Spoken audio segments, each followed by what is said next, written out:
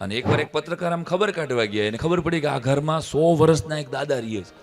તો એ પત્રકારે ઇન્ટરવ્યૂ ગોઠવ્યો કે તમે ગાંધીજીને જોયેલા? તો કે હા. એમની પહેલાંના કોઈ? હા, એમને પણ જોયેલા. જો તો તમારો ઇન્ટરવ્યૂ લેવો જ. પત્રકારે બધો વિડીયો કેમેરા મૂક્યો, ઓલો ગળામાં માઇક મૂક્યો અને ઇન્ટરવ્યૂ લેતા હતા સરસ રીતે કે કેવી રીતે આઝાદીનો જે તમે દિવસો યાદ કરો બાળપણના.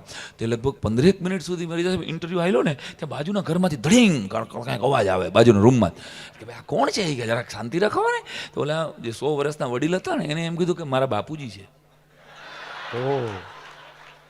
તમારા બાપા જીવે છે? તો હા, 132 વર્ષના છે. કે આણે કીધું કે તો ઉભા રહ્યો તો તમારો ઇન્ટરવ્યુ નથી લેવો. કે તમારા બાપાનો જ ઇન્ટરવ્યુ લેવાય નહીં. કે 130 વર્ષના હોય તો કે તમે ગમે એમ કરો, હાલો હાલો કે તમે મને અહીંયા લઈ જાઓ. બોલો દીકરો 100 વર્ષનો હતા ને દાદા કે ભાઈ મારા બાપુજી મીડિયાની સામે આવતા નથી ને એટલે જ 132 વર્ષના છે.